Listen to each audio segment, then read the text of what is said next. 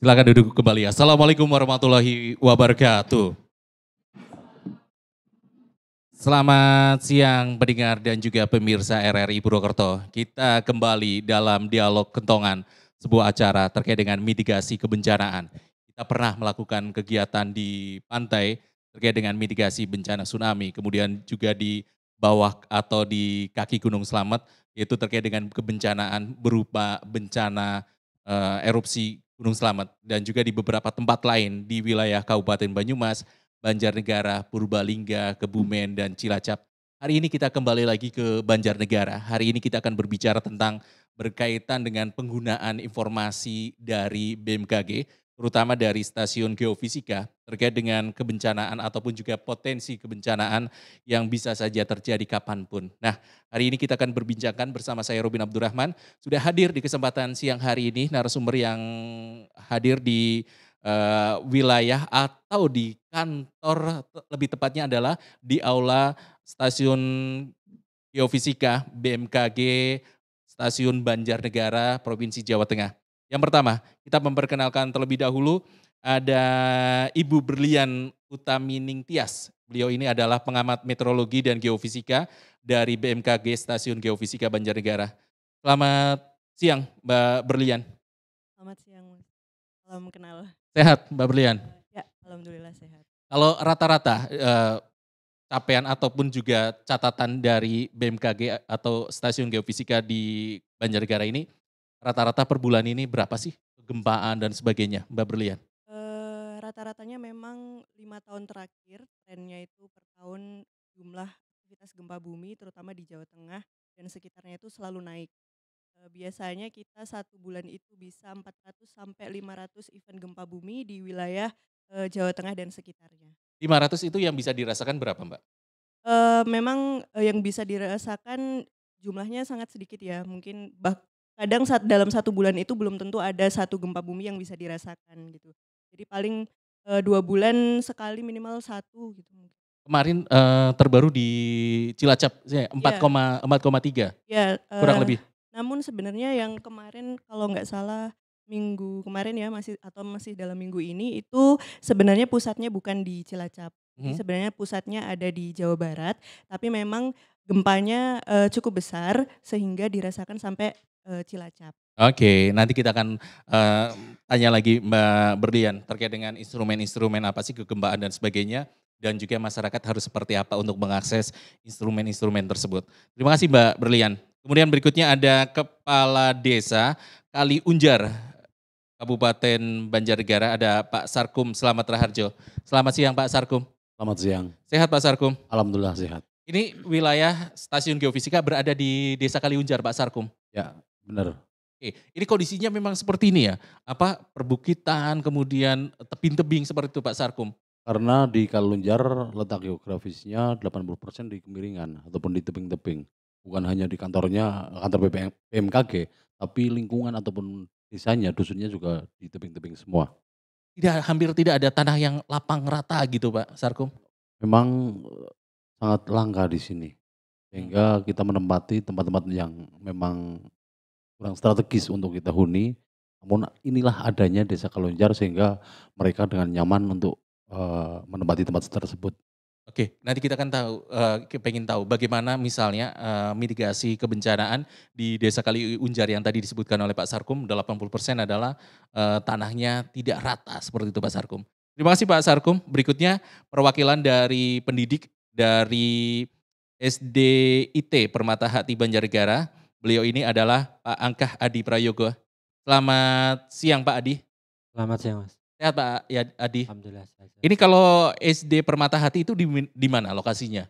Lokasinya di Kecamatan Bedugara di Desa Petambakan. Ini juga kondisinya seperti di Kaliunjar ini? Lebih datar. Oke, Kalau di lebih lokasi kami, sekolah kami lebih datar. lebih datar. Oke, nanti terkait dengan, upaya mitigasi bagi anak-anak SD itu seperti apa sih pelatihannya Pak Adi? Latihannya kita itu setiap tahun berkunjung ke sini Mas.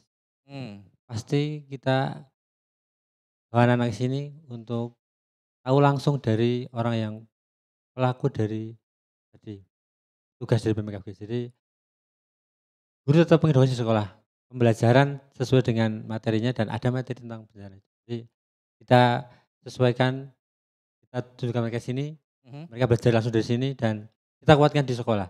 Mereka juga nanti kita informasikan ke orang tua supaya orang tua juga menguatkan di rumah. Jadi sekolah, orang tua juga tempat yang buat belajar di luar sekolah seperti itu. Oke, baik. Terima kasih juga teman-teman mahasiswa dari berbagai daerah di Indonesia. Ada dari UPI, kemudian dari Bandung ya, terus kemudian dari Unsud, kemudian dari wilayah Jawa Tengah, ada juga dari Sulawesi yang hadir kebetulan berada atau saat ini sedang magang di stasiun BMKG atau stasiun Geofisika Banjarnegara sehingga hadir di aula stasiun Geofisika Banjarnegara. Terima kasih teman-teman sudah hadir, nanti kita akan berbincang bersama memberikan tanggapan ataupun juga responnya terkait dengan keilmuan teman-teman. Karena kami dengar mereka ini mahasiswa yang sedang magang ini berasal dari berbagai fakultas ataupun juga jurusan tetapi berkaitan dengan geofisika. Ada dari fisika, kemudian geologi dan lain sebagainya. Baik, sebelum kita mulai kita akan dengarkan suara ada Mas Marcel ini. Beliau juga dari mahasiswa Unsud Purwokerto yang kebetulan sedang magang atau sedang ada acara Kampus Merdeka Belajar Kampus Merdeka Belajar ya. Oke, dan Mas Marcel akan menghibur kita. Silakan Mas. Mas Marcel, lagunya apa ini Mas Marcel? Cek. Lagunya judulnya Janji Suci, Pak. Oke, silakan. Tepuk tangan dong untuk Cek. Marcel dan kita semuanya. Teman-teman, Mas, Mbak, Bapak, Ibu, bagi yang tahu lagunya bisa nyanyi bareng ya. Oke, ada yang bisa nyanyi? Mungkin ada yang mau nemenin ke depan? Pak Kades? Apa? Oke, silakan Marcel. Pak.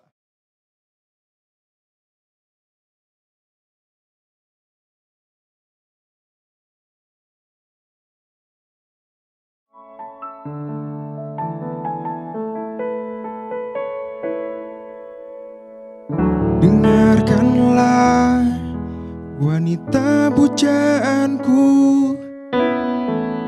malam ini akan ku sampaikan hasrat suci kepadamu dewiku.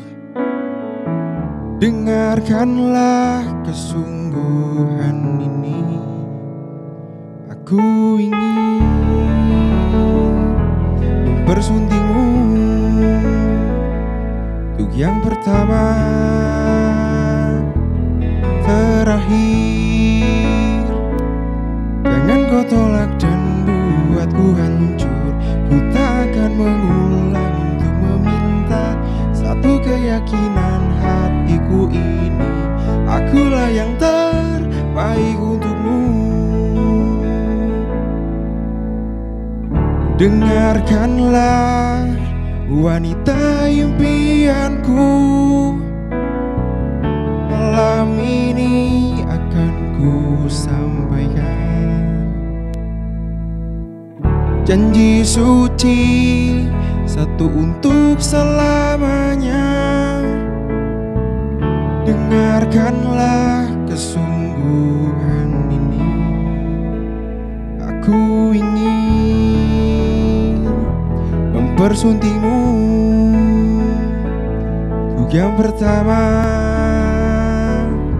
dan terakhir. Jangan kau tolak dan buatku hancur. Ku tak akan mengulang untuk meminta satu keyakinan hatiku ini. Akulah yang terbaik untukmu.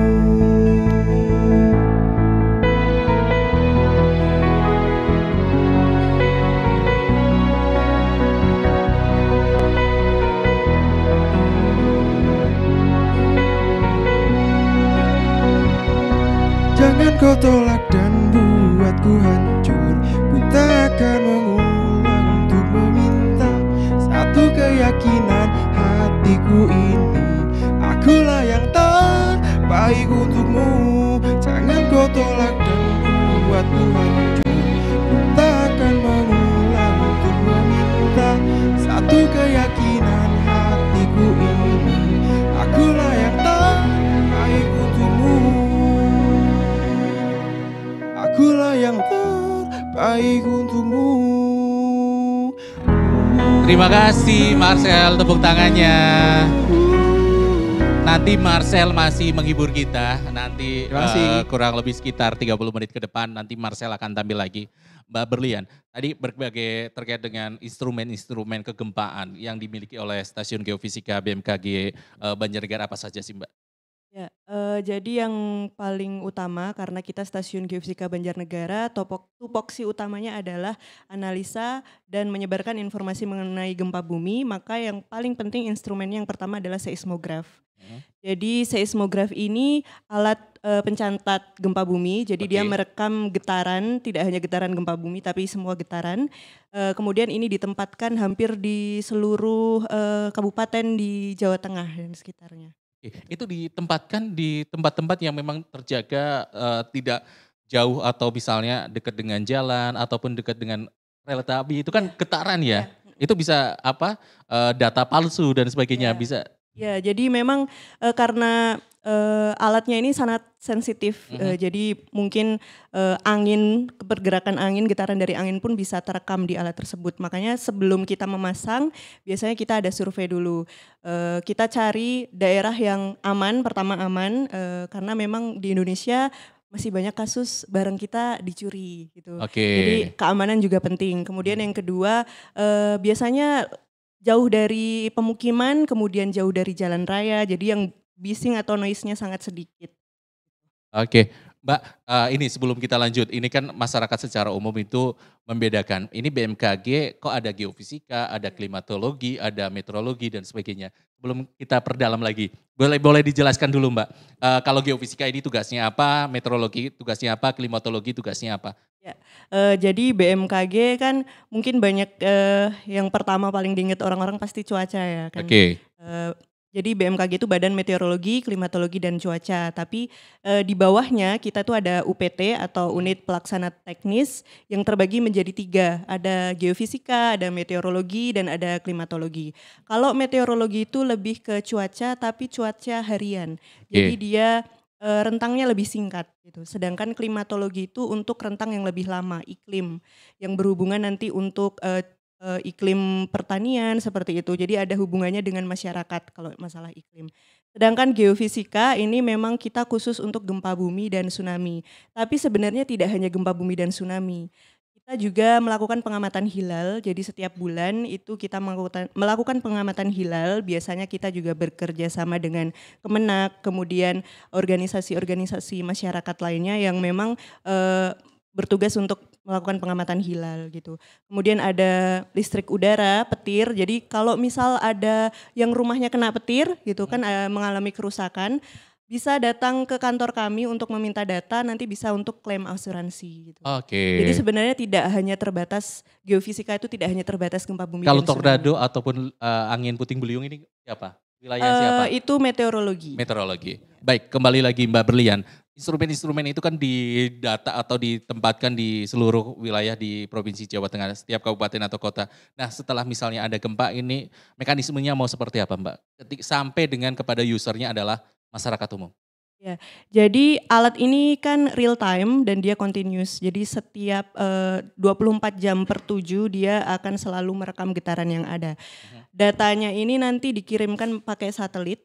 Jadi walaupun nanti listriknya mati kita masih bisa menerima data. Kemudian nanti di display di kantor kami di sini di Stasiun Geofisika Banjarnegara, display menggunakan software namanya Seiskom.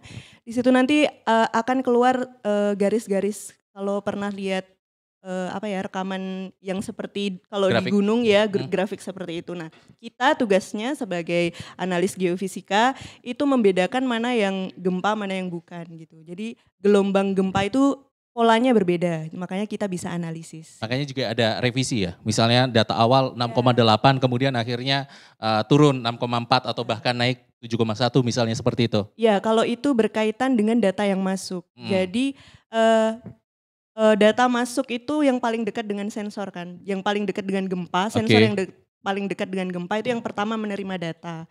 Kita punya kewajiban untuk mengirimkan data informasi gempa itu kurang dari 5 menit. Jadi paling kalau kurang dari 5 menit mungkin yang masuk itu baru sekitar 20 atau 50 data gempa. Jadi kita kirim dulu. Nanti semakin lama kan data dari sensor semakin banyak, baru kita analisis lagi agar lebih akurat seperti itu. Makanya ada pemutakhiran. Oke, kalau wilayah Kaliunjar memang sendiri salah satu daerah yang paling rawan di Kabupaten Banjarnegara. Kalau di Banjarnegara sendiri sebenarnya dulu pernah terjadi gempa bumi ya Pak ya, tapi sebenarnya pusatnya ada di Kalibening, itu Kaliunjar masih atas lagi ya Pak ya? Masih di Sekitar daerah 20 kiloan ya, iya, 20 kiloan. 20 kiloan Oke. dari sini dan itu memang gempanya gempa lokal sebenarnya magnitudonya tidak besar gitu. Cuma dangkal. Ya, dan Oke. karena dia pusatnya di darat makanya waktu itu kerusakannya cukup signifikan. Oke, Pak Kades, kalau tadi bicara tentang 80% wilayahnya adalah wilayah yang non datar ataupun juga dataran tinggi, kemudian perbukitan dan sebagainya. Masyarakatnya itu sudah terbiasa tidak sih Pak Kades terkait dengan mitigasi? Kalau ada gerakan seperti ini mereka harus seperti apa dan sebagainya, Pak Kades?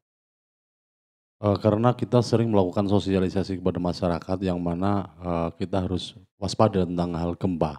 Dan alhamdulillah karena kita beruntung ada kantor BMKG di sini dan semua dari kepala sampai stafnya itu welcome buat kita sehingga kita selalu koordinasi tentang hal-hal bencana tersebut.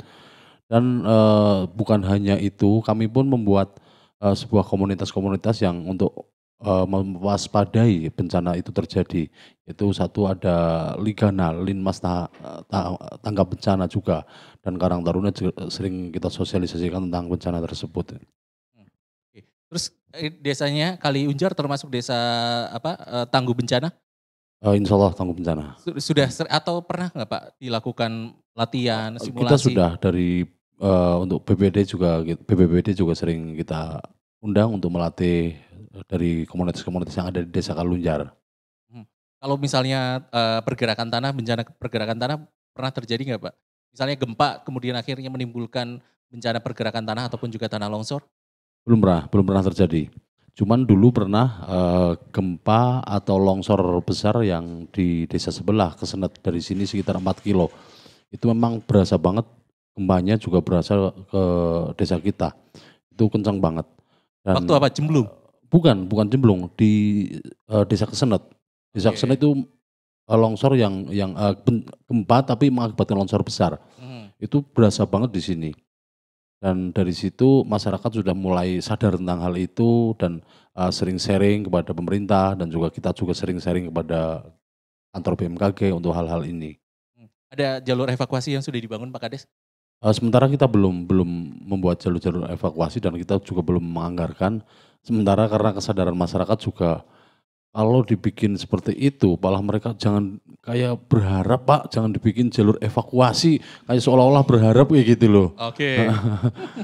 Memang sudah terencana sih mau bikin titik kumpul, titik aman. Tapi kalau saya sosialisasikan kepada masyarakat, kok kayak berharap Pak Kades jangan dikasih kayak gitulah, insya Allah aman gitu, kayak gitu. Dan sebetulnya di desa kami ada beberapa desa untuk wilayah Banjarmangu itu zona merah sebetulnya, rawan gempa juga. Namun dulu banget pernah terjadi dan sampai sekarang alhamdulillah tidak terjadi. Dan dari adanya kantor BMKG ini kami sering berkoordinasi tentang hal ini dan kita akan mendapatkan manfaat yang baik dari kantor BMKG yang berada di desa Kaliunjar ini. Oke, baik. Kalau di SDIT sendiri seperti apa Pak Adi? Pelatihan ataupun juga mitigasi kebencanaan terhadap anak pelajar ini ya. Generasi usia dini dan seterusnya sehingga paham risiko terkait dengan kebencanaan. Kami kan masih dasar ya Mas, jadi kami hanya mendasari mereka, memberi pengetahuan pada mereka terkait hal yang bisa mereka lakukan saja juga. Saya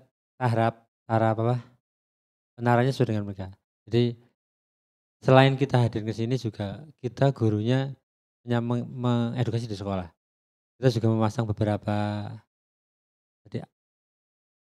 tulisan yang assembly point dan jalur evakuasi. Walaupun dulu dipasang karena ketika terjadi erupsi di Merapi, kita dianjurkan untuk memasang ikut memasang. Dan sampai ini sih karena memang wilayah kami datar jadi tidak begitu sering terdampak. Dan kebetulan siswa kami juga yang dari sini sedikit ada tapi tidak begitu banyak. Tapi latihan itu sering ya, misalnya mitigasi kebencanaan, terus kemudian simulasi dan sebagainya. kepada anak usia dini itu? Iya Mas, selalu kita lakukan insya Allah. Jadi bergantian di setiap tahunnya. Tahun ini untuk yang kelas 4, nanti tahun besok yang kelas 3 dan kelas 4, jadi terus bergantian. Karena kan anak cepat bosan. Sudah pernah dibaleni lagi. Anak sekarang kan sangat kritis sekali. Ketika hal itu berulang dan mereka merasa enggak nyaman, pasti ngomong. Jadi kita gilirkan di tiap tahunnya, seperti itu. Oke, baik. Kembali ke Mbak Brilian. Ini berkaitan dengan longsor, kemudian pergerakan tanah, terus kemudian gempa, oke lah, masuk kepada geofisika. Ini termasuk rangkaian ataupun juga yang harus diamati oleh salah satu tupoksi stasiun geofisika, Mbak Brilian. Ya, sebenarnya kalau longsor dan tanah bergerak itu bukan tupoksi utama kami ya. Tapi kan gempa bumi itu biasanya mengakibatkan bencana lain. Gempa bumi itu bisa menyebabkan longsor, kemudian tanah bergerak gitu. Jadi otomatis kita juga berkaitan. Biasanya untuk longsor kalau di Banjarnegara sendiri, terutama di Kalilunjar itu kebanyakan memang karena kemiringan lereng ya. Jadi biasanya kita membantunya dengan memberikan informasi curah hujan gitu. Jadi kan karena curah hujan ini juga bisa mempengaruhi longsor gitu. Kalau untuk tanah bergerak, kemudian longsor pasca gempa bumi itu biasanya kita setelah gempa bumi merusak terjadi, kita langsung survei di lokasi gitu. Tujuannya biasanya kita membantu mencarikan tempat relokasi hunian gitu. Jadi kita survei menggunakan alat, kita cari tanah yang paling aman menggunakan alat, nanti itu jadi rekomendasi untuk relokasi masyarakat yang menjadi korban. Oke, itu menjadi salah satu ya bagian ya dari stasiun geofisika Banjarnegara. Kita bicara tentang penyebab adanya bencana gempa bumi itu ya, salah satunya terjadi di sesar. Di wilayah Kabupaten Eks-Kadisdeden Banyumas, Banjarnegara, Purbalingga, terus kemudian Cilacap, Banyumas ini ada berapa sesar sih Mbak yang termasuknya aktif yang sering terjadi gempa seperti Kali Bening? Ya jadi sebenarnya sumber gempa di Jawa gitu ya, itu ada 2 ya yang utama. Yang pertama Megatrust Selatan Jawa itu sudah pasti. Mayoritas atau dominasi gempa bumi di Jawa itu juga sumbernya dari Selatan Jawa. Kalau di sesar lokal sendiri juga banyak. Di Banjarnegara sendiri sebenarnya kemarin kan sudah ada gempa di Kali Bening. Itu kemungkinan di sana juga ada sesar, tapi memang sampai saat ini belum dipetakan. Jadi di peta itu belum ada. Tapi karena kita sudah tahu ada historis di sana, jadi kemungkinan di sana bisa terjadi gempa lagi. Kemudian lebih lama lagi ya Pak ya, di Kesenet itu juga pernah terjadi gempa bumi karena di daratan juga, jadi ada korbannya juga. Itu berarti di situ juga terdapat sesar. Kita dugaannya ada sesar, tapi memang sampai saat ini kita belum ada penelitian lanjut sehingga belum dipetakan. Kalau paling dekat mungkin ada sesar Aji Barang, itu juga ada. Kemudian sebenarnya yang aktif dari tahun 2023, awal tahun 2023 ini sebenarnya di Dieng. Sesar Dieng? Ya, itu Dieng. berapa kilometer perkiraannya? Dieng sini berapa kilometer Pak? Enggak, sesarnya. Nah ini sebenarnya belum dipetakan juga. Belum dipetakan. Karena Dieng ini kompleks. Jadi dia tidak hanya dari patahan, ya bisa juga dari vulkaniknya. Gitu. Oke. Lebih kompleksnya lagi karena Dieng ini kan tempat wisata ya. Jadi kadang di sana banyak kawahnya. Ketika aktivitas gempanya naik, jadi kemungkinan biasanya daerah-daerah kawah ini yang dulunya wisata harus ditutup. Oke, tapi biasanya awalnya kebanyakan gempa itu tektonik ya. Kemudian tapi juga bisa juga akibat aktivitas vulkanik. Iya. Oke, baik, kita akan beri kesempatan untuk teman-teman kita diskusi bersama dari berbagai universitas di Indonesia yang saat ini berada di Stasiun Geofisika Banjarnegara. Silakan yang ingin bertanya, kita kasih hadiah deh. Ataupun juga memberikan sumbang saran pemikiran berkaitan dengan apa yang teori-teori apa saja yang diambil di kampus, kemudian kira-kira prakteknya seperti apa. Silahkan, yang dari Sulawesi, silahkan satu ya. Oke, satu, terus Mbak yang dari Unsud ya. Oke, boleh yang Mas yang jas orange dulu. Memperkenalkan diri, Mas mic-nya di belakang Mas, mohon maaf. Memperkenalkan diri, kasih saran ataupun juga silakan Mas.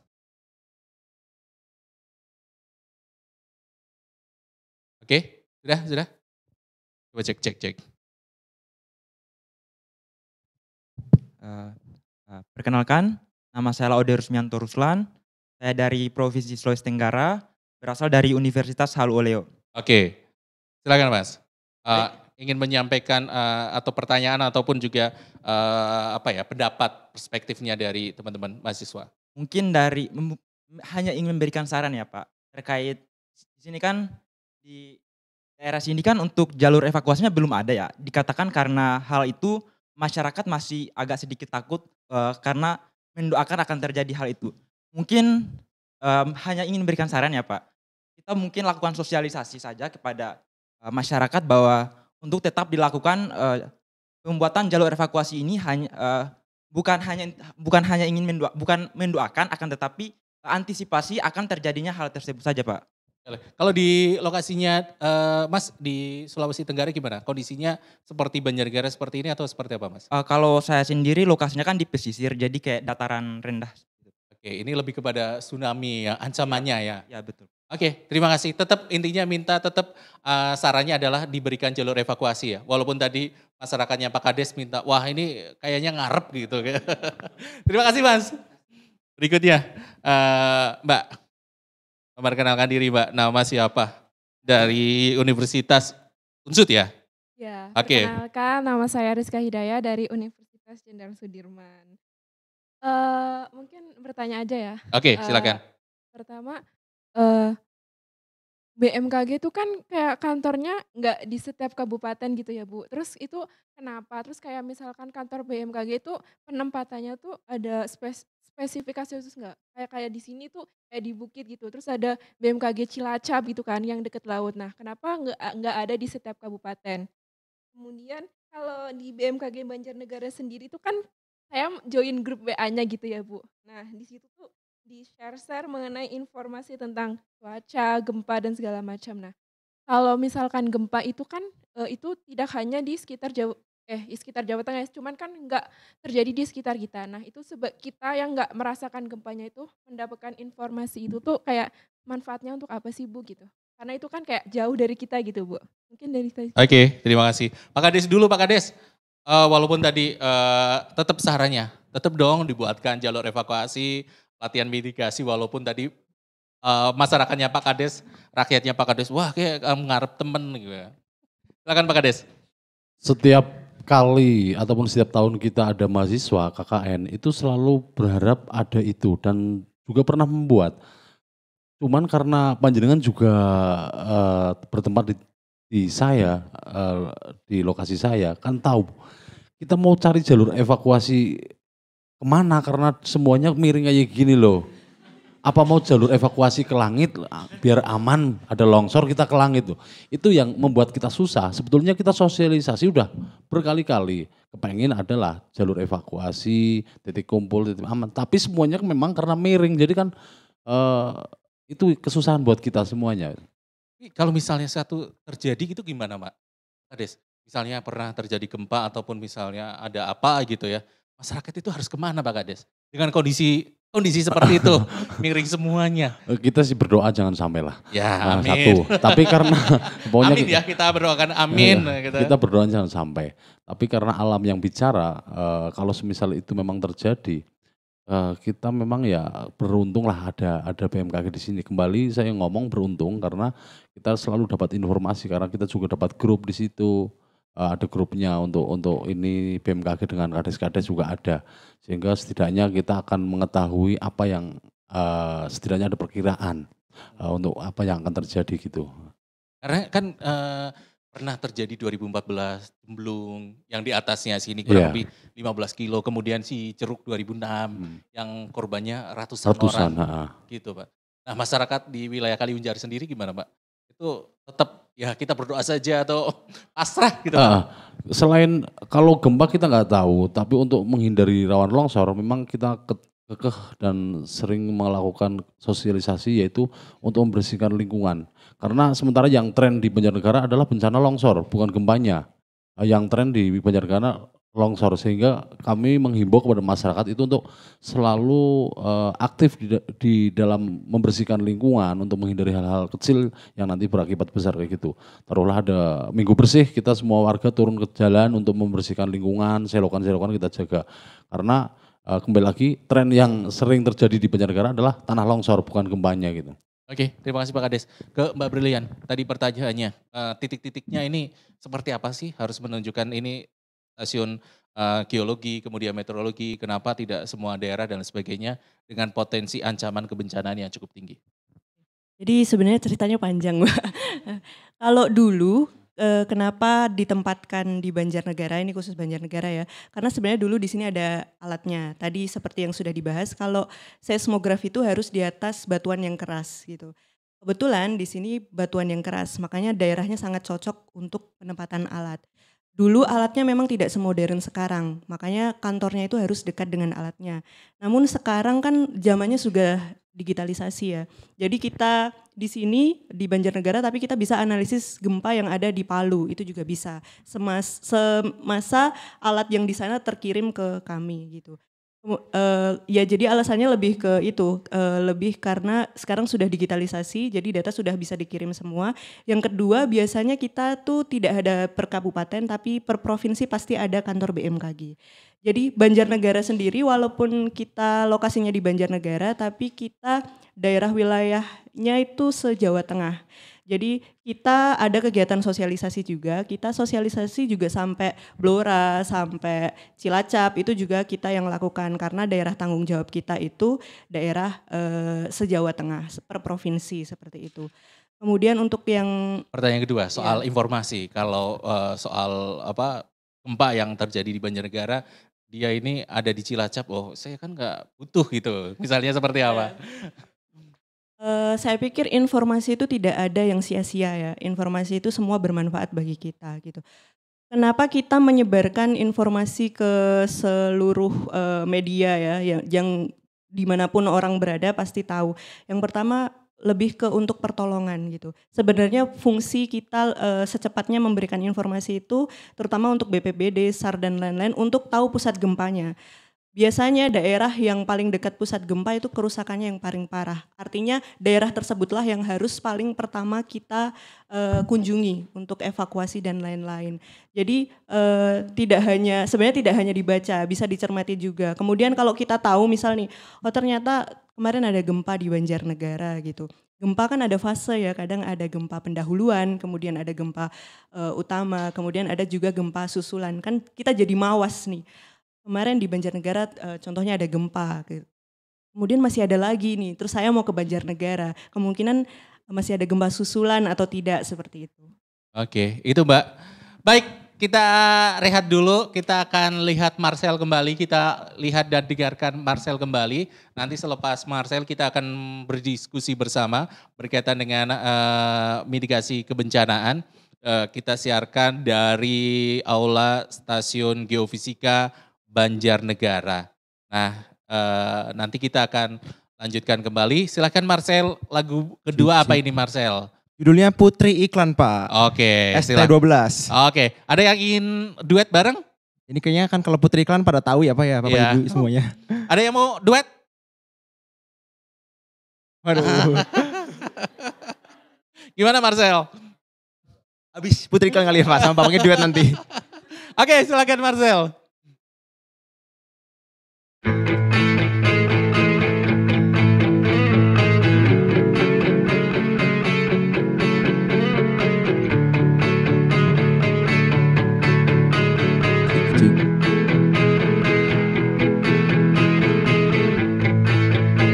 Aku yang terlelap sendiri, terlelap sampai tak sadar diri. Kulihat sang pujaan hati datang melangkah terus menghampiri. Namun sungguh sayang itu hanyalah sebuah mimpi. terbangunkan pagi bersama matahari. Aku berkata ke dunia, mataku terbang sampai ke langit. Tubuhnya pun indah ku pandangi, putih mulus dan seksi. Tak jauh seperti sang bidadari, kan ku peluk dia sampai mati. Rambutnya pun indah bagai putri, mirip iklan di TV. Oh, oh, oh, oh, la la la la la la la la la.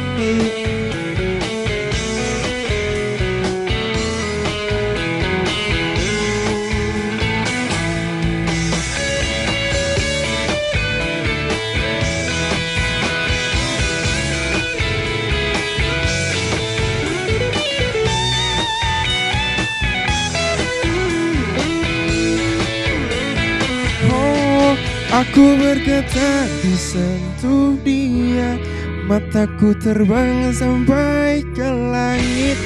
Tubuhnya pun indah ku pandangi, putih mulus dan seksi. Tak jauh seperti sang bidadari, kan ku peluk dia sampai mati. Dia pun indah bagai putri, mirip iklan di TV. Itu dia, mataku terbang sampai ke langit. Tubuhnya pun indah ku pandangi, putih mulus dan seksi. Tak jauh seperti sang bidadari, kan ku peluk dia sampai mati. Rambutnya pun indah bagai putri, mirip iklan di TV. Oh, oh, oh, hey, yeah, yeah, hey, hey, hey, hey. Bagai putri, mirip iklan di TV. Oh, oh, oh, shalalalalala.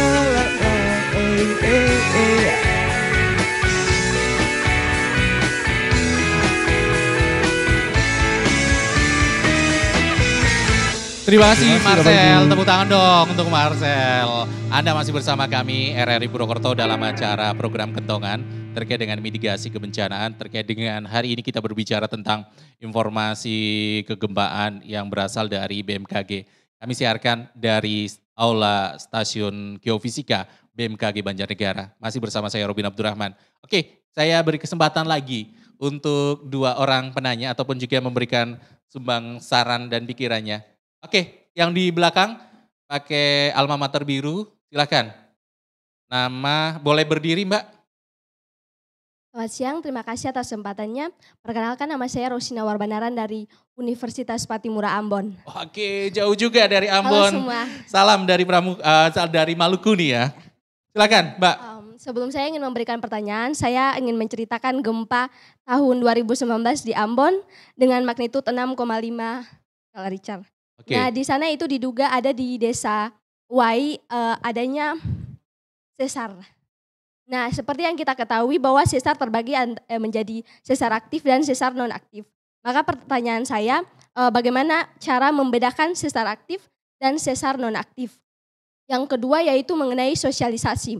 Nah, seperti yang sudah dijelaskan tadi bahwa di beberapa tempat itu ada namanya daerah sesar. Nah, untuk daerah yang terkena sesar ini bagaimana dari pihak BMKG untuk sosialisasinya? Terima Masyarakat kasih. harus seperti apa gitu ya Mbak? Ya. Oke, terima kasih Mbak. Satu lagi yang ingin bertanya. Oke, yang ada di ini pakai alma mater dari UNS ya? Oke, silakan. Dekatnya kamera. Oke, Mbak ya. Silakan Mbak. Berdiri Mbak. Yang berdiri boleh. Silakan Mbak, memperkenalkan dari mana? Universitas mana Mbak? Oke, terima kasih untuk kesempatannya. Perkenalkan, nama saya Stiana Wanita dari Universitas Gadjah Mada, Yogyakarta. Oke, dari UGM. Ya, mungkin pertanyaan atau sedikit cerita mengenai pentingnya pendidikan kebencanaan untuk anak-anak gitu. Kemarin saya diberi kesempatan oleh Universitas Gadjah Mada untuk bisa KKN di Wonosobo. Dan itu sama-sama merupakan wilayah yang banyak bukitnya, maksudnya dataran tinggi dan intensitas dari kebencanaan longsornya sangat banyak. Nah di situ saya membuat program mengenai sosialisasi terjadinya longsor dan juga erupsi gunung api gitu. Dan dari sosialisasi itu saya membuat sebuah peraga dan ternyata saya melihat bahwa banyak sekali anak-anak di situ SMP tidak tahu sebenarnya mekanisme apa sih yang terjadi dari gempa bumi kok bisa menyebabkan longsor gitu. Dan ternyata dengan peraga itu cukup banyak teman-teman yang aktif bertanya dan mulai paham dan sadar gitu dari study case di SMP itu. Nah mungkin saya bertanya kepada Pak yang dari SD IT itu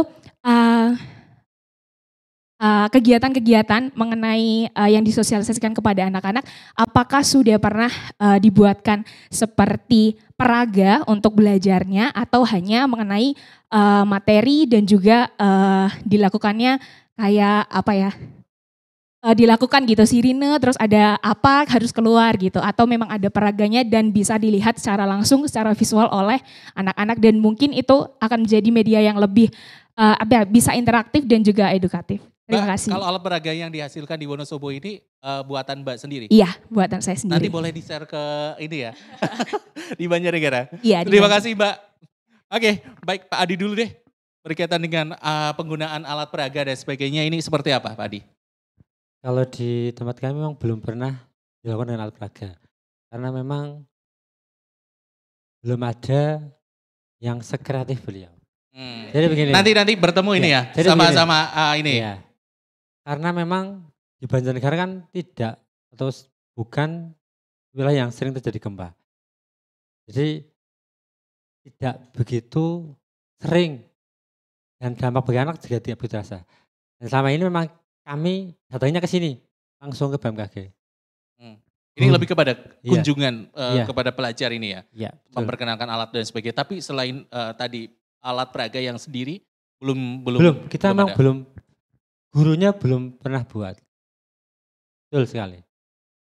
Walaupun saya tidak ngajar mereka, maksudnya itu kan masuknya ke pelajaran sekarang IPAS ya, ilmu pengetahuan alam dan sosial.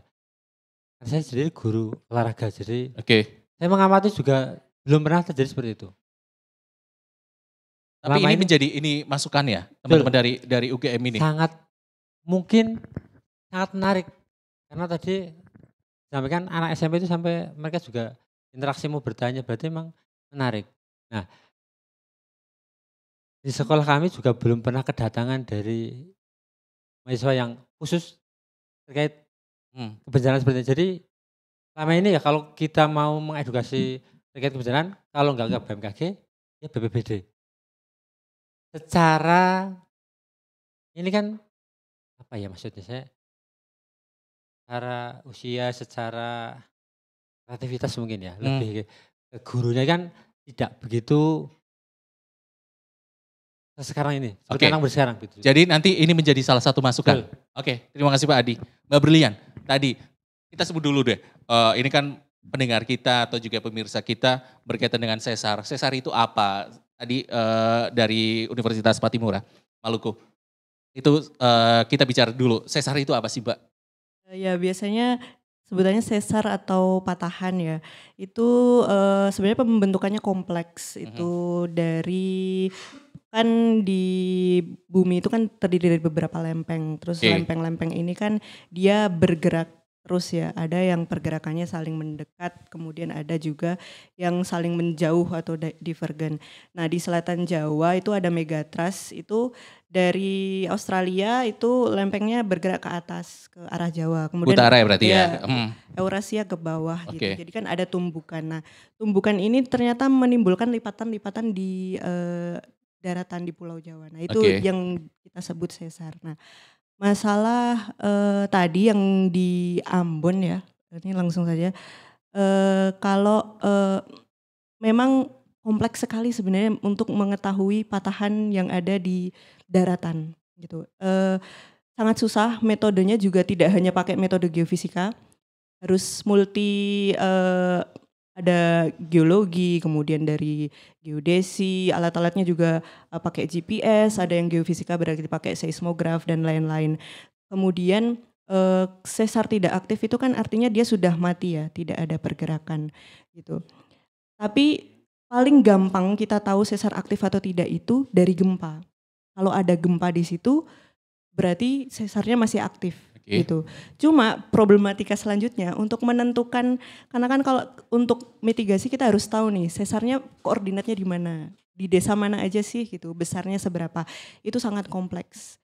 Jadi contohnya yang di Kalibening sampai sekarang juga belum dipetakan gitu. Nah biasanya sih untuk tahu sesar aktif atau tidak ya tadi dari historis kegempaan, kalau memang ada berarti dia masih aktif gitu. Kemudian perulangan gempa kayak yang kesenet kan sudah beberapa puluh tahun yang lalu, itu bisa 100 tahunan gitu. Itulah yang juga bikin semakin susah untuk mengetahui ada sesar apa tidak sih sebenarnya di situ.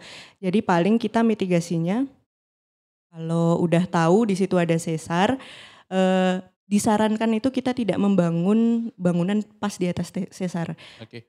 Tahunya ini, saya ini berada di sesar, itu kan pertanyaan juga itu ya tadi. Oh saya ini berada di atas sesar mana dan sebagainya, tahunya itu gimana?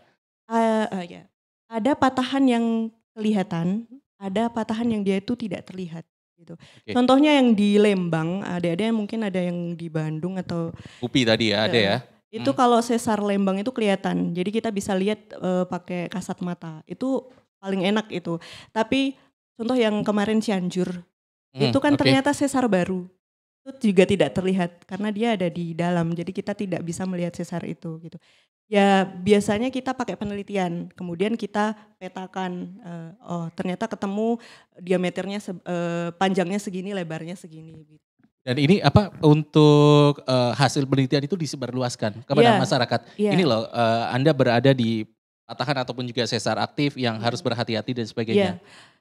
Kita ada bukunya, bukunya Pusgen, Pusat Gempa Nasional, di situ ada semua patahan yang sudah dipetakan. Tapi perlu diingat memang masih banyak sekali sesar atau patahan yang kita belum tahu, belum dipetakan gitu. Contoh yang di Kalibening sudah terbukti ada gempa tapi memang belum dipetakan, belum tahu ini lebarnya berapa sih, panjangnya berapa, seperti itu. Ini yang menjadi salah satu PR ya. Nah terus kalau misalnya sudah tahu ini saya berada di sekitar patahan, harus seperti apa? Bangunannya harus seperti apa? Ya, jadi kan patahan ini kan dia bergerak ya, otomatis bangunan atau orang yang ada di atasnya ketika ada gempa pasti ada kerusakan atau kerugian. Jadi yang paling utama sebenarnya tidak boleh dibangun rumah ya di atas patahan. Kita itu ada jaraknya biasanya, itu pakai perhitungan lagi berapa kilometer dari patahan baru di situ boleh dibangun bangunan. Kalau di Amerika sendiri gitu, kalau enggak yang di atas patahan itu bisa kita alih fungsikan. Bisa dibangun tapi bukan sebagai rumah permanen. Bisa dibangun sebagai contohnya tempat taman seperti itu. Jadi kemungkinan orang berkumpul di situ atau ada bangunan di situ semakin kecil. Jadi memang dialih fungsikan. Tapi memang kalau di Indonesia banyak sekali prosesnya gitu. Jadi ini lebih ke kesadaran kita. Jadi tidak hanya tugas kami BMKG, pemerintah daerah, pemerintah pusat, tapi rakyat masyarakat sendiri secara individu juga harus paham gitu. Oke, tadi terjadinya bencana tanah longsor, pergerakan dan sebagainya itu seperti apa? Ya, jadi kan kalau gempa bumi itu secara gampangnya itu kan bumi bergetar ya. Jadi dia getarannya itu menjalar ke segala arah. Jadi, nah dia kan melewati tanah ya. Kalau dia misal di Banjarnegara ini kan daerahnya perbukitan gitu. Apalagi kalau dia tanahnya tidak kuat, misal tidak ada pohon. Kemudian ternyata di bawahnya ada getaran, artinya kan dia tanahnya bergetar. Otomatis dia akan longsor gitu. Karena dia terganggu, yang awalnya stabil jadi tidak stabil, jadi longsor. Itulah proses bagaimana gempa bumi itu bisa memicu terjadinya longsor. Gitu. Bencana tanah longsor. Oke. Baik. Ada yang ingin disampaikan lagi, teman-teman? Satu lagi deh, yang ingin bertanya ataupun juga memberikan pernyataan. Ayo teman-teman, yang dari belakang. Cowok. Oke, ayo yang paling depan deh. Yang paling depan, yang pakai alma mater kuning. Silahkan, tadi mana mic-nya? Oke. Mas, nama silakan berdiri Mas. Nama siapa Mas? Dari universitas Oke. mana? Perkenalkan, nama saya Ananta Hadimayasa dari Universitas Indonesia Depok. Oke, dari UI. Apa jurusannya Mas? Jurusan saya Geofisika. Geofisika. Oke. Ah. Klop lah ya. Terus? Mungkin pertanyaan saya karena sebentar lagi kita akan mobilisasi ke desa di Kebumen untuk melakukan sosialisasi juga. Pertanyaan saya mungkin bagaimana sih cara kita ini sebagai mahasiswa itu untuk mensosialisasikan, karena kan masyarakat itu beragam. Ada yang usianya itu beragam, ada yang SD, SMP, kemudian juga usia lanjut, itu kan beda-beda perlakuannya. Jadi bagi kita nanti untuk kedepannya itu bagaimana? Oke, terima kasih. Berlian, apalagi kalau misalnya tadi masyarakatnya seperti Pak Kades, mau disosialisasikan, disimulasikan, ngarep banget gitu ya. Betul. Iya. Gimana Mbak Berlian? Memang kalau sosialisasi skill komunikasi juga penting ya gitu. Apalagi background dari masyarakat kan berbeda-beda gitu. Kalau untuk anak SD atau anak sekolah saya setuju biasanya pakai maket atau pakai alat peraga, itu akan lebih mengenang gitu. Kemudian hindari kata-kata yang kompleks gitu. Jadi kita sederhanakan saja, kita pakai logika aja. Banyak-banyak pakai contoh. Kalau di desa, contoh kemarin yang di Cilacap, sebenarnya bapak ibu-ibu yang di desa itu sebenarnya lebih paham karena pasti sudah merasakan sejarah di sana. Nah, kalian bisa masuk dari situ. Kalian bisa mengangkat sejarah kebencanaan seperti tsunami atau gempa bumi di sana. Dari situ bisa disambungkan ke mitigasinya gimana sih Pak, dulu sebenarnya udah pernah gempa, mitigasi Bapak gimana, nanti kan bisa nyambung. Sebenarnya lebih baik seperti ini gitu. Jadi pertama pakai contoh, sambungkan sejarah sama kearifan lokal tadi. Kayak kentongan ini juga bisa dimanfaatkan juga gitu. Oke, terima kasih Mas. Mbak Berlian, kalau bicara tentang informasi, berapa kecepatan sih?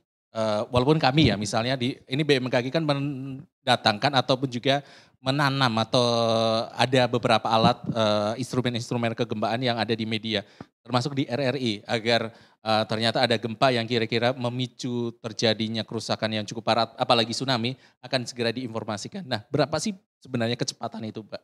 Dari gempa itu terjadi hingga akses masyarakat bisa diakses secara luas?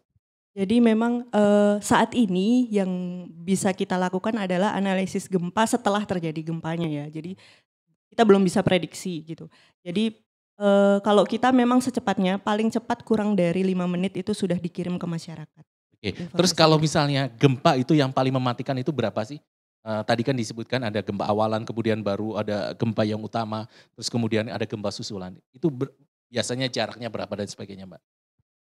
Sebenarnya tidak bisa ya kita bilang tidak ada patokan pastinya teori, oh setelah gempa ini nanti 2 jam, tidak bisa. Karena gempa ini kan proses bagaimana alam itu bekerja gitu. Jadi kita tidak ada yang tahu gitu. Yang bisa kita waspadai ya kalau setelah ada gempa besar itu biasanya sudah pasti ada gempa susulan. Tapi gempa susulan itu biasanya magnitudonya akan lebih kecil daripada gempa yang besar tadi. Jadi karena udah tahu itu ya sudah waspada saja gitu. Karena kita tidak bisa tahu nanti kira-kira 2 jam lagi atau bagaimana durasinya sampai mana, itu kadang tuh tidak sesuai dengan teori gitu. Yang paling mematikan itu berapa Mbak? Kerusakannya. Kan walaupun tadi di Kalibening saya pernah melakukan liputan 2018 itu kan gempanya hanya 2,3 kalau nggak salah. Tapi dampaknya sangat luas. Ternyata gempa dangkal hanya sekitar berapa 5 kilo di bawah permukaan tanah hingga mengalami kerusakan dan sebagainya. Nah, hal-hal seperti itu masyarakat bisa mengetahui, oh ini dampak yang mengerikan, ini dampak yang ya walaupun dikatakan bisa diabaikan gitu dan sebagainya. Seperti apa Mbak? Jadi sebenarnya faktor yang mempengaruhi kerusakan atau korban jiwa itu banyak gitu. Pertama ya magnitudonya, semakin besar magnitudonya pasti korban jiwanya besar. Tapi kedalaman itu juga berpengaruh gitu. Kalau gempanya dangkal otomatis juga pasti kemungkinan kerusakannya lebih besar. Sama yang gempa darat gitu. Gempa darat itu walaupun kecil itu juga bisa merusak karena dia sangat dekat dengan pemukiman atau rumah warga. Jadi kalau Gempa udah itu di darat. Iya, jadi kalau udah tahu misal Ambarawa ya, udah tahu Ambarawa tuh ada sesar tuh. Jadi kemungkinan kalau ada gempa di Ambarawa, kemungkinan walaupun kecil juga bisa merusak. Oke, Pak Kades, ini terakhir, ini di akhir-akhir kebersamaan kita. Pak Kades, ada ingin pesan Pak Kades hidup di daerah yang rawan terjadi bencana tanah longsor yang bisa juga disebabkan oleh kegempaan. Ini seperti apa sih masyarakat harus menghadapinya gitu Pak? Dari pengalamannya Pak Kades. Dengan masyarakatnya Pak Kades kalau dikasih tahu malah seperti mengatakan wah mengharap kayak ngarep bencana malahan Pak Kades. Saya tidak bosan untuk memberikan pesan kepada masyarakat yang intinya harus mewaspadai tentang bencanaan tersebut. Karena bencana akan datang seketika apabila kita lengah. Sehingga saya selalu melakukan sosialisasi kepada masyarakat setiap hari. Itu pencegahan yang melalui sosialisasi. Dan juga kita juga sering mensosialisasi melalui story-story WA apabila lagi hujan lebat ataupun ada hal-hal yang dan halnya kita selalu mensosialisasikan atau menginformasikan melalui peringatan di HP itu yang selalu kita. Terima kasih Pak Kades. Pak Adi, terakhir Pak Adi, masyarakat atau dalam hal ini pelajar sebagai generasi muda penerus bangsa paham terkait dengan mitigasi kegempaan. Jadi mitigasi itu kan harapannya datang dari banyak hal, tidak hanya dari sumber yang memang benar-benar valid dari misal dari BMKG gitu ya. Misalnya dari mahasiswa yang sudah memang belajar memberikan tugas juga, BPD juga. Jadi guru, orang tua pun juga bisa memberi edukasi kepada anggota keluarganya, minimal anggota keluarganya dulu gitu.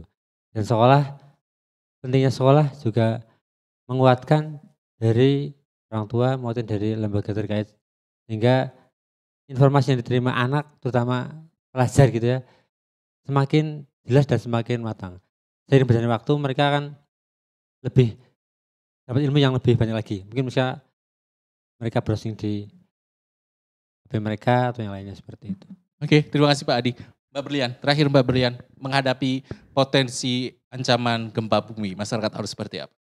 Oke, jadi setiap manusia itu bertanggung jawab atas jiwanya masing-masing ya, atas keselamatan jiwanya masing-masing. Jadi mari ayo bersama-sama kita mulai dari diri kita sendiri, melakukan mitigasi, dimulai dari kita. Contohnya kita tahu kalau gempa harus ngapain, lalu baru kita bisa tularkan ke keluarga, ke teman, kemudian yang mahasiswa mungkin bisa langsung terjun ke masyarakat. Jadi mitigasi itu tidak semata-mata tugas pemerintah, tapi itu tanggung jawab kita semua, jadi mari kita saling berkolaborasi. Terima kasih, ini menjadi akhir kebersamaan kita. Terima kasih juga untuk teman-teman mahasiswa dari seluruh Indonesia yang ada di Stasiun Geofisika. Tepuk tangan dong yang meriah untuk kita dan kita menghadapi kebencanaan ini, potensi bencana ini dengan hati-hati. Akhirnya ini menjadi akhir kebersamaan kita. Saya Robin Abdurrahman dari Aula Stasiun Geofisika Banjarnegara. Pamit undur diri. Wassalamualaikum warahmatullahi wabarakatuh.